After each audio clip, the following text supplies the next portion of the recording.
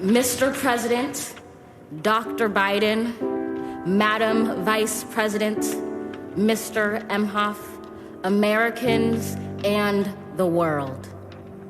When day comes, we ask ourselves, where can we find light in this never-ending shade? The loss we carry, a sea we must wade. We've braved the belly of the beast. We've learned that quiet isn't always peace, and the norms and notions of what just isn't always just is. And yet the dawn is ours before we knew it. Somehow we do it. Somehow we've weathered and witnessed a nation that isn't broken, but simply unfinished. We, the successors of a country and a time where a skinny black girl descended from slaves and raised by a single mother can dream of becoming president, only to find herself reciting for one. And yes, we are far from polished, far from pristine, but that doesn't mean we are striving to form a union that is perfect. We are striving to forge our union with purpose, to compose a country committed to all cultures, colors, characters, and conditions of man.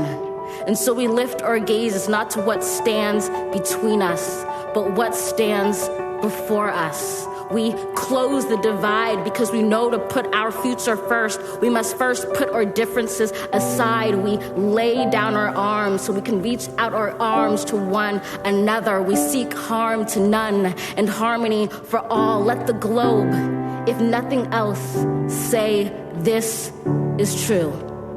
That even as we grieved, we grew. That even as we hurt, we hoped. That even as we tired, we tried. That we'll forever be tied together, victorious.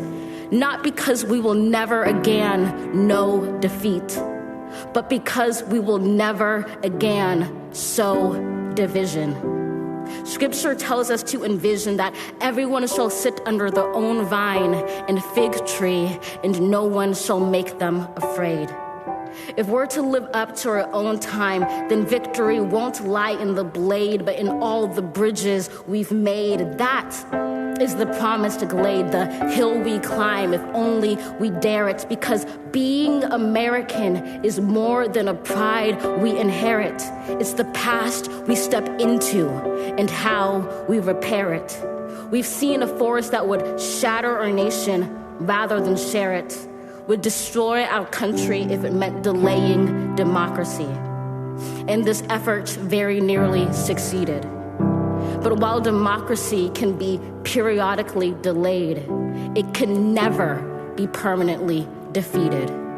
In this truth, in this faith we trust, for while we have our eyes on the future, history has its eyes on us. This is the era of just redemption. We feared it at its inception. We did not feel prepared to be the heirs of such a terrifying hour, but within it we found the power to author a new chapter, to offer hope and laughter to ourselves. So, while once we asked, how could we possibly prevail over catastrophe? Now we assert, how could catastrophe possibly prevail over us? We will not march back to what was, but move to what shall be, a country that is bruised but whole, benevolent but bold, fierce and free. We will not be turned around or interrupted by intimidation, because we know our inaction and inertia will be the inheritance of the next generation. Our blunders become their burdens, but one thing is certain. If we merge mercy with might and might with right, then love becomes our legacy and change our children's birthright.